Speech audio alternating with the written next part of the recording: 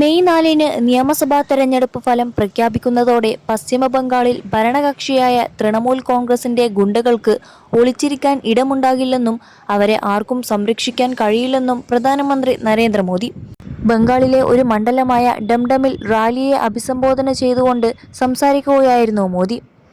April 29-ന് നടക്കുന്ന രണ്ടാം ഘട്ടത്തിലാണ് ഡംഡമിൽ വോട്ടെടുപ്പ് നടക്കുക. നിയമസഭാ തെരഞ്ഞെടുപ്പോടെ തൃണമൂൽ കോൺഗ്രസിന്റെ മഹാജംഗിൽ രാജ് അവസാനിച്ചുവെന്ന് മോദി അവകാശപ്പെട്ടു. മെയ് 4-ന് BJP സർക്കാർ രൂപീകരിച്ചതിന് ശേഷം സംസ്ഥാനത്തെ ജനങ്ങൾക്കെതിരെ നടന്ന എല്ലാ അനീതികളെയും അതിക്രമങ്ങളെയും കുറിച്ചുള്ള ഫയലുകൾ തുറക്കുമെന്നും മോദി പറഞ്ഞു. ഇന്നലെ രാത്രി മുഴുവൻ TMC അവരുടെ ഗുണ്ടകളെ ശക്തിപ്പെടുത്തുകയായിരുന്നു. ബംഗാളിലെ ജനങ്ങളോടും BJP പ്രവർത്തകരോടും പൊതുജനങ്ങളോടും പറയുന്നു, ഇത് വിപ്ലവത്തിന്റെ നാടാണെന്നും ഇത് ധീരന്മാരുടെ നാടാണെന്നും മറക്കരുത്. മെയ് 4-ന് ഫലം വന്നതിന് ശേഷം TMCയുടെ ഗുണ്ടകൾക്ക് ഒളിക്കാൻ ഇടമുണ്ടാകില്ല. അവരെ രക്ഷിക്കാൻ ആരുമുണ്ടാകില്ല.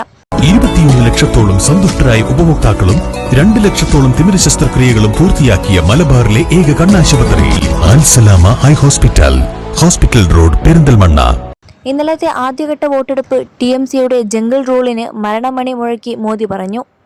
ആദ്യഘട്ട പോളിംഗിലെ ഉയർന്ന പോളിംഗ് ശതമാനം ജനാധിപത്യത്തിന്റെ വിജയമാണെന്നും തെരഞ്ഞെടുപ്പ് പ്രക്രിയയിലുള്ള ശക്തമായ പൊതുജന വിശ്വാസത്തെ പ്രതിഫലിപ്പിക്കുന്നുവെന്നും മോദി ചൂണ്ടിക്കാട്ടി.